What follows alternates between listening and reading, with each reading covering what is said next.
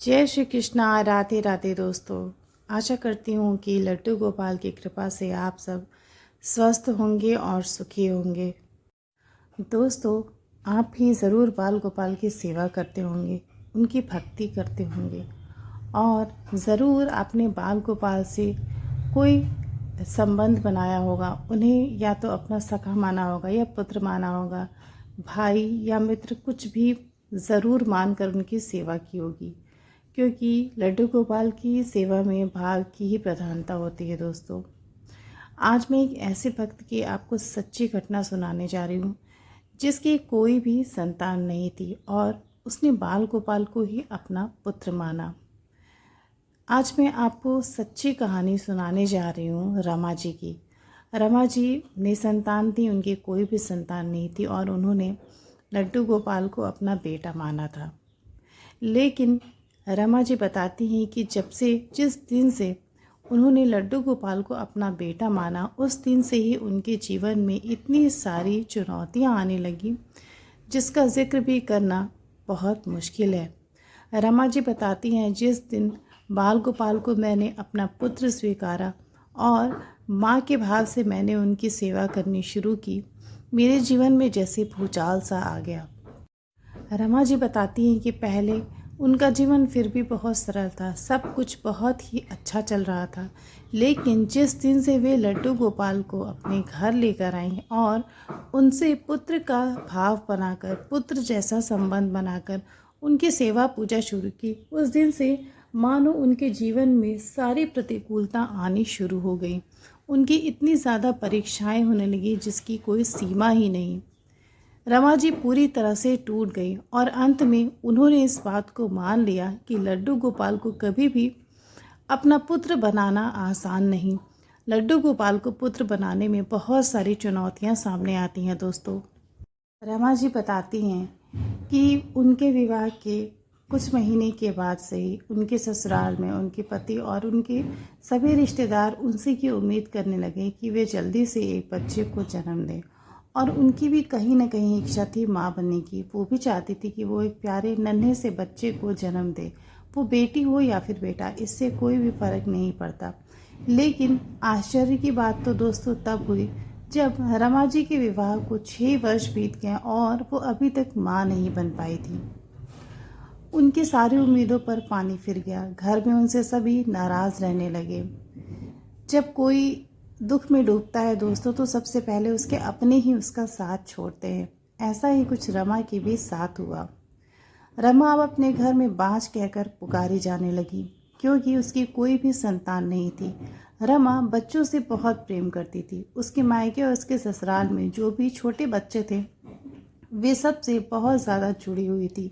बच्चों के साथ हंसना खेलना, उनसे बातें करना, उनके लिए ढेर सारे तोहफे लाना रमा को बहुत पसंद था। लेकिन अब उसके ऊपर कलंक लग चुका था बाँझ होने का। इसलिए कोई भी रमा के साथ अपने बच्चे को खेलने नहीं भेजता था। सभी रमा को यही कह के पुकारते थे कि ये तो बाँझ है, इसकी नज़र हमारे बच्चे को अगर लग गई तो हमारी भी गोद सूनी हो जाएगी। रमा को इस तरह से बुरी बुरी बातें बोलकर पुकारा जाने लगा। लेकिन ये सारी बातें सुनकर रमा का हृदय दुख से भर जाता था, पर वो कभी भी किसी के सामने अपने आंसू नहीं गिराती थी। बस जब वो अपनी माँ से मिलती थी तो ये सारी बातें अपनी माँ को बताती थी और खूब रोती थी। अपनी माँ के आगे वो अपने दिल के सारे भावों को प्रकट करती थी। रमा की माँ उसे बहुत समझाती थी कि बेटी, तुम दुखी मत हो, ज़रूर तुम्हारे जीवन में भी एक न एक दिन खुशी ज़रूर आएगी। तुम्हारी गोद में भी कभी न कभी एक नन्हा सा बालक ज़रूर आएगा। बस भगवान पर भरोसा रखो और समय की प्रतीक्षा करो।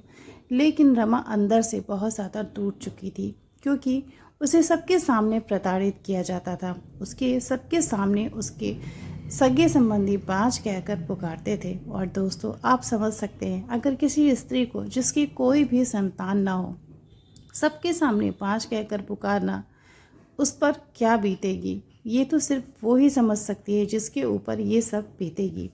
दोस्तों, रमा अब बहुत ज़्यादा गुमसुम रहने लगी थी, क्योंकि उसकी सारी उम्मीदें टूट चुकी थी। उसके मन में जो थोड़ी बहुत आस बची थी कि वो भी कभी माँ बनेगी, वो सब कुछ अब समाप्त हो चुकी थी। एक दिन रमा बहुत ज़्यादा परेशान थी और दुखी थी। उसको घर पे बिल्कुल भी अच्छा नहीं लग रहा था। उसने अपनी माँ को फ़ोन किया और अपने दिल की सही समस्याएं बताई। रमा की माँ ने उससे बोला कि तुम कुछ दिनों के लिए मेरे पास आ जाओ। रमा से रहा ना गया, वो अपनी पैकिंग करके अपनी माँ के साथ चली गई। रमा स्कूल में टीचर की नौकरी किया करती थी, लेकिन उस समय उसे अपने स्कूल में भी अच्छा नहीं लग रहा था और वो अपना काम छोड़कर अपने माँ के घर अपने मायके चली गई। माँ के घर जाने के बाद उसे कुछ अच्छा लगने लगा। अपनी माँ का सानिध्य पाकर वो अपने मन की सारे भावों को कट करने लगी। अपनी माँ की गोद में सर रख के रमा खूब रोई और अपनी माँ से बताया कि माँ, मैं बहुत ज़्यादा दुखी हूँ, मुझे कुछ भी अच्छा नहीं लग रहा है। आखिर भगवान ने मेरे ही साथ ऐसा क्यों किया? रमा की माँ ने उसे बहुत समझाया। अपनी बेटी रमा को समझाते हुए उसकी माँ ने बोला कि देखो, पता नहीं जब तुम्हारा समय तुम्हारे अनुकूल होगा तब तुम्हें संतान होगी, लेकिन तुम मेरी बात मानो। तुम अपने घर में बाल गोपाल के एक विग्रह लाओ और उन्हें अपना पुत्र मानकर उनकी सेवा करो। रमा को अपनी माँ की ये बात थोड़ी सी अजीब लगी कि किसी मूर्ति को या किसी भगवान को अपना पुत्र मानकर संतान का सुख कैसे मिल सकता है। लेकिन दोस्तों, रमा के पास और कोई भी रास्ता नहीं था। तो कहते हैं ना कि जब हम दुखी होते हैं, परेशान होते हैं, तो सब कुछ करने और आजमाने के लिए तैयार होते हैं। रमा ने अपनी माँ की बात मानी और वो एक बाल गोपाल का सुंदर सा विग्रह अपने घर यानी कि अपने ससुराल में लेकर आई। वहाँ उसे विराजमान किया और उसकी पूजा शुरू कर दी। लेकिन अब उसके ससुराल में सभी सदस्यों को रमा की लड्डू गोपाल की सेवा से बहुत ज़्यादा आपत्ति होने लगी, क्योंकि सभी जानते थे कि ये लड्डू गोपाल को अपना बेटा मानती है। सभी रमा की हंसी उड़ाते थे कि माँ बन तो सकती नहीं है और भगवान को अपना बेटा बनाकर बैठी है। जब सभी उस पर हंसते तो रमा को बहुत शर्म आती, लेकिन वो बेचारी करती भी तो क्या। रमा बस भगवान पर भरोसा करके उनकी सेवा किए जा रही थी। उसके मन में बार बार ये प्रश्न आ रहे थे कि क्या सच में मुझे लड्डू गोपाल की सेवा करने से माँ बनने का सुख प्राप्त होगा। उसे ज़रा सा भी विश्वास नहीं होता था कि मैं कभी माँ बन पाऊँगी। उसके मन में झूठी भी आस नहीं थी कि हाँ, लड्डू गोपाल की सेवा से मेरी गोद भरेगी। बस वो अपनी माँ का कहना मानकर बाल गोपाल की सेवा कर रही थी और उसने उन्हें अपना पुत्र माना था। लेकिन दोस्तों, भगवान गीता में स्वयं कहते हैं कि कोई भी भक्त चाहे जिस भी तरह से मेरी भक्ति करे, मन से या फिर बिना मन से, उसे भक्ति का फल तो मिलना ही मिलना है। इसलिए भगवान की भक्ति इस संसार में परम शक्तिशाली है। उससे बढ़कर इस संसार में कुछ भी नहीं है। कुछ दिन सेवा करने के बाद रमा को सच में ऐसा प्रतीत होने लगा मानो लड्डू गोपाल मेरी संतान है। अब उसका विद्यालय भी खुल चुका था। उसे शिक्षा के कार्य के लिए विद्यालय जाना होता था। एक दिन जब वो अपने स्कूल पढ़ाने के लिए गई, तभी दिन में उसे लगा जैसे उसके लड्डू गोपाल भूखे और प्यासे हैं। वो भागकर स्कूल से वापस घर आई और अपने बाल गोपाल को भोग लगाया, उन्हें जल पिलाया। भोग लगाने के बाद वो वापस अपने स्कूल चली गई। अगले दिन से रमा ने ये निर्णय लिया कि अब मैं अपने लड्डू गोपाल को अपने साथ अपने स्कूल लेकर जाया करूँगी।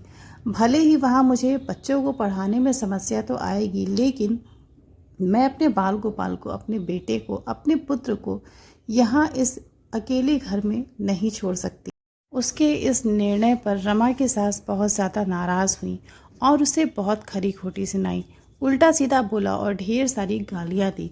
उसने रमा को यहाँ तक बोला कि जब से तू बाल गोपाल को इस घर में लेकर आई है, जब से तूने लड्डू गोपाल को अपना बेटा बनाया है, समाज में हमारी खिल्ली उड़ रही है।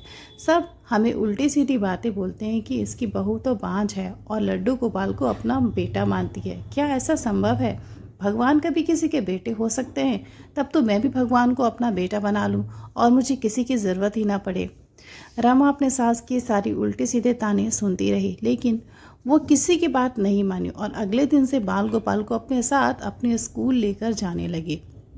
लेकिन अभी उसकी समस्या ख़त्म कहाँ हुई थी। अगले दिन रमा सुबह उठती है और अपने बाल गोपाल को सेवा करने के बाद, उसे तैयार करने के बाद अपने साथ विद्यालय लेकर जाती है। वहाँ जाकर बाल गोपाल को अपने टेबल पर विराजमान करती है। सभी बच्चे बड़े ध्यान से लड्डू गोपाल को निहारते रहते हैं। वे पढ़ाई पर ध्यान कम देते हैं और बाल गोपाल के साथ ज़्यादा खेलते हैं। तभी स्कूल के प्रिंसिपल उसके कमरे में आते हैं और रमा से पूछते हैं। रमा उन्हें सब कुछ बताती है और वो रमा को खूब डांटते हैं कि ये स्कूल है, यहाँ पर पढ़ाई होती है, कोई तमाशा करने वाली जगह नहीं। कल से आप इस मूर्ति को अपने घर पे छोड़ कर आइएगा। रमा को ये बात सुनकर बहुत बुरा लगता है, लेकिन वो अपने मनोभावों को किसे समझाए, लोग उसकी बात कहाँ समझेंगे। अगले दिन भी रमा अपने लड्डू गोपाल को अपने साथ लेकर आती है, लेकिन आज रमा को सुबह उठने में देर हो जाती है, इसलिए वो अपने बाल गोपाल को भोग नहीं लगा पाती। वो अपने लड्डू गोपाल को स्नान कराकर उनके कपड़े बदलकर जल्दी जल्दी स्कूल लेकर चली आती है। उसके पास समय न होने के कारण ना तो वो भोजन बना पाती है और ना अपने बाल गोपाल को भोग लगा पाती है। स्कूल में आने के बाद रमा लड्डू गोपाल को उस स्थान पर विराजमान कर देती है और बच्चों को पढ़ाने लगती है। तभी रमा को ऐसा महसूस होता है मानो कोई नन्हा बालक ज़ोर ज़ोर से चिल्लाकर रो रहा है। रमा पढ़ाना छोड़कर रुक जाती है और इधर उधर देखने लगती कि कौन सा नन्हा बालक रो रहा है। और दोस्तों, उन सभी बच्चों को भी एक बच्चे के रोने की आवाज़ सुनाई देती है। माँ अपनी कक्षा से बाहर निकल के देखती है तो वहाँ कोई भी बच्चा नजर नहीं आता। तभी रमा को ऐसा प्रतीत होता है मानो बच्चे के रोने की आवाज़ लड्डू गोपाल से आ रही है। वो आश्चर्यचकित हो जाती है और लड्डू गोपाल के बिल्कुल पास जाकर कान लगाती है तो सच में वो आवाज़ बाल गोपाल के विग्रह से ही आ रही होती है। रमा बिल्कुल हैरान रह जाती है कि ऐसा कैसे हो सकता है, एक मूर्ति आखिर रो कैसे सकती है। ये सब कुछ देखकर रमा बिल्कुल भूल जाती है कि वो कहाँ है। वो अपने बच्चों को कक्षा में पढ़ा रही ये भी भूल जाती है। सभी बच्चे रमा और लड्डू गोपाल को निहारते रहते हैं। तभी रमा की आंखों में आंसू आ जाते हैं, क्योंकि उसे याद आता है कि आज तो मेरे लड्डू गोपाल बिल्कुल भूखे हैं। मैंने तो उन्हें कुछ भी नहीं खिलाया, ना तो उन्हें जल पिलाया और ना ही भोजन खिलाया। रमा सोचती है कि अपने बाल गोपाल को क्या खिलाऊं, ये तो बहुत ज़्यादा भूखे हैं, इसीलिए तो चिल्ला चिल्ला कर रो रहे हैं। रमा अपना पर्स खोल के देखती है कि क्या पता उसके पर्स में कोई सामग्री हो, लेकिन उसका पर्स भी खाली था। रमा बहुत ज़्यादा उदास हो जाती है और रोने की आवाज़ निरंतर लड्डू गोपाल के विग्रह से आ रही होती है। दोस्तों, तभी रमा को एक बहुत ही अजीब सी अनुभूति होती है। रमा देखती है तो उसके स्तनों से दूध बह रहा होता है और वो समझ जाती है कि लड्डू गोपाल की एक प्यारी सी लीला है। बस फिर क्या था, रमा अपने आप को लड्डू गोपाल को स्तनपान कराने से रोक नहीं पाती। वो वहीं पर बैठ जाती है और बाल गोपाल को गोद में लेकर अपने स्तनों से उन्हें दूध पिलाने लगती है। रमा के स्तन से दूध आ रहे होते और लड्डू गोपाल उसका पान कर रहे होते हैं। उन्हें दूध पिलाने के बाद रोने की आवाज़ बंद हो जाती है। रमा को बहुत संतोष की अनुभूति होती है, लेकिन उसी स्थिति में स्कूल के प्रिंसिपल खड़ा होकर रमा को बहुत देर से घूर रहे थे और वो उस पर बहुत नाराज़ होते हैं। उसे खूब डांटते हैं कि आपको मना किया गया था कि लड्डू गोपाल को स्कूल में अपने साथ लेकर ना आए, लेकिन आपने तो हद ही कर दी। ये विद्यालय है, कोई तमाशा बनाने की जगह नहीं है। रमा को अपने बाल गोपाल को स्तनपान कराने की वजह से, दोस्तों, लड्डू गोपाल को बेटा मानने की वजह से अपनी टीचर की नौकरी तक गंवानी पड़ी। प्रिंसिपल ने उसी क्षण रमा से बोल दिया कि अब कल से आपको मेरे विद्यालय में आने की कोई भी आवश्यकता नहीं है, मैं इस नौकरी से आपको निकालता हूँ। रमा की आंखों में तो आंसू आ जाते हैं, लेकिन वो प्रिंसिपल से एक भी शब्द पलट कर नहीं बोलती। उसी क्षण अपने बाल गोपाल को लेकर घर वापस आ जाती है। वो भी ठान लेती है कि जहाँ मेरे बाल गोपाल का अपमान होगा वहाँ मैं एक भी क्षण के लिए नहीं रुकूंगी। उसे अपनी नौकरी के जाने का कोई भी दुख नहीं था। अब उसे परवाह थी तो सिर्फ अपने बेटे, अपने लड्डू गोपाल की। नौकरी छूट जाने के बाद रमा के घर पे भी पता चल रही है। उसकी सास, उसके ससुर सभी उसे बहुत डांटते हैं और उसे समझाते हैं कि जो भी पागलपन तुम कर रही हो वो सब करना बंद कर दो। लड्डू गोपाल किसी के संतान नहीं बन सकते, वो प्रभु हैं, भगवान हैं। कभी इंसान के रूप में बेटा बन के वो तुम्हें सुख नहीं दे सकते, लेकिन रमा के हृदय में जो सुख था वो तो सिर्फ वही महसूस कर सकती है। दोस्तों, रमा अब रात दिन सिर्फ अपने बाल गोपाल की सेवा में लगी हुई थी। सबने बहुत विरोध किया। रमा की सास ने लड्डू गोपाल को घर से बाहर निकालने तक के लिए बोला, लेकिन रमा ने स्पष्ट बोल दिया कि अगर मेरे बाल गोपाल इस घर से बाहर जाएंगे तो मैं भी इस घर में कभी वापस नहीं आऊँगी। इसीलिए दोस्तों, इस कहानी की शुरुआत में ही आपसे बताया गया कि बाल गोपाल को पुत्र मानना कोई आसान नहीं है। बहुत सारी परीक्षाओं को पास करना होता है, बहुत सारी विपत्तियों का सामना करना पड़ता है, जैसे रमा ने किया। लेकिन रमा बहुत महान थी, उसके मन में भक्ति थी, इसलिए उसने इन सारी विपरीत स्थितियों को बड़े ही आसानी से पार कर लिया। और दोस्तों, रमा लड्डू गोपाल को अपना बेटा मानती थी और कुछ ही दिनों के बाद उसके पति ने भी उसे छोड़ने के लिए कह दिया। रमा के पति ने बोला कि अगर ये सब तमाशा तुमने बंद नहीं किया तो मैं तुम्हें अपने साथ नहीं रख सकता, तुम यहाँ से लड्डू गोपाल को लेकर अपनी मायके चले जाओ। लेकिन रमा बाल गोपाल को लेकर उसी घर में रहती रही। अपने पति को उसने बहुत समझाया, लेकिन रमा के पति को उसकी बात समझ में नहीं आई।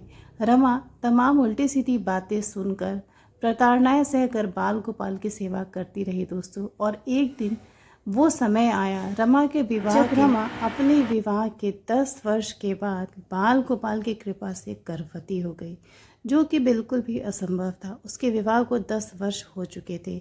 पति पत्नी दोनों ने उम्मीद छोड़ दी थी। लेकिन दोस्तों, जहाँ पर हमारे प्यारे बाल गोपाल होते हैं वहाँ तो चमत्कार होना तय ही है। और हमेशा की तरह लड्डू गोपाल ने अपनी प्यारी भक्त रमा के साथ बहुत बड़ा चमत्कार किया। रमा गर्भवती हो गई और उसे एक बहुत ही प्यारा सा पुत्र पैदा हुआ।